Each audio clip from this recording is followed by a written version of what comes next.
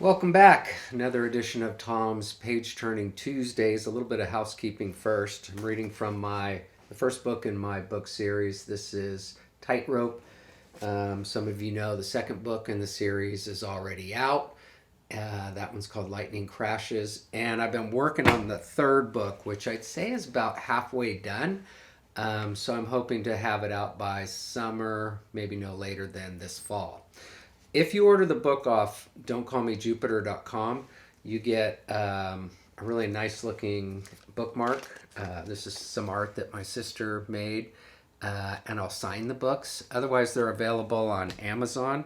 There's also an audio book of the first book. So we're going to pick up where we left off last week, and we just experienced the miraculous birth of kitties in our barn on our ranch in Shingle Springs. And it was a beautiful moment.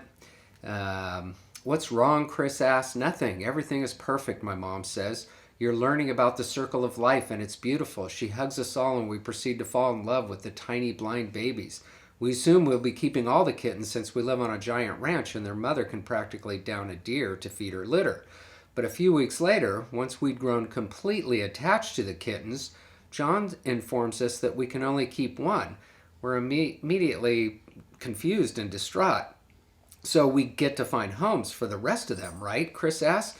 We've seen people with box of kittens in front of the grocery store in town, but John is shaking his head no. It doesn't work like that.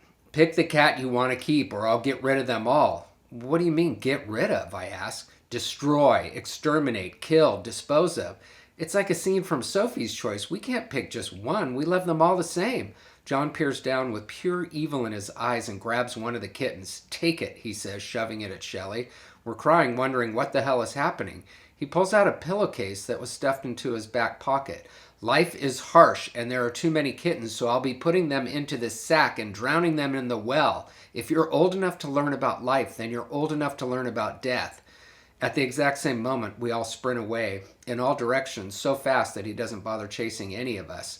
I glance back and see him filling his sack. I run to catch up with my sisters, who are racing to the house to tell Mom what John is about to do.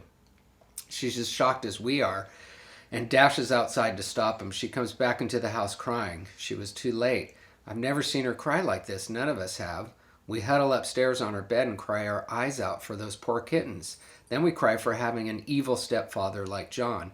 Then we cry at the thought of drinking and bathing in dead kitty well water. Mom taught us about the miracle of life so John could teach us about cruelty and death. It was so pointless. John is evil. That's the only lesson we learned that day.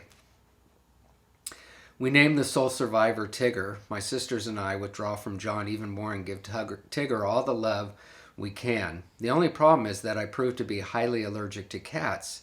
As Tigger grows, so do my reactions. Within a minute of petting him, my eyes get itchy, red, and watery, and mounds of hives materialize on my skin. But that's nothing compared to the asthma attacks. Not being able to breathe is scary shit. Once a reaction starts, it takes hours to subside. Unfortunately, seeking medical attention doesn't cross my parents' minds. My brother Mike had allergies and asthma when he was growing up, my mom tells me.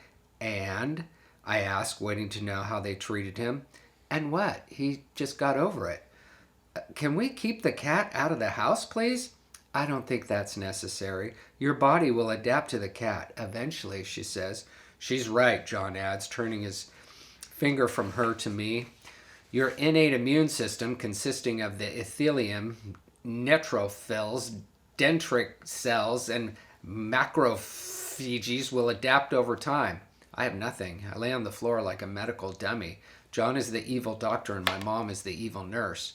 Your allergies are all in your mind, sweetie. That's good news. It means you can learn to control them. She's right again. Emotional stress can precipitate allergic reactions, and relaxation techniques can moderate them, John says as if reading from a textbook. You have what's called a psychosomatic disorder. No, what I have is called psycho-idiotic parents. Of course, I say this to myself, not to them. We do try keeping Tigger outside, but he always finds a way back in, and because I ignore him the most, he's hell-bent on winning my affection. Cats are funny that way. I'd wake up in the middle of the night Unable to breathe, only to find him purring peacefully on my belly. My asthma gets worse and worse. Finally, Mom and John give in to modern medicine and schedule an allergy test. It seems like a pointless test to me. Cat fur? Breathing bad. No cat fur? Breathing good. It's that simple. Of course, I have no say in the matter. John drives me to a specialist down the hill in Sacramento. I finally get to ride in his precious 1964 Austin Healey BJ8 convertible sports car. He just appeared in it one sunny afternoon, an oversized man in an undersized car that he wasn't so much driving as he was wearing. Even as a kid, it was obvious the car had great lines. It's the same color as a wet kidney bean, and it looks like a tiger lunging forward at full speed, even when it's standing still. John has clearly been obsessed and possessed with this car from day one. Thanks for tuning in, and I'll see you next time on another edition of Page Turning Tuesdays with Tom. Ciao!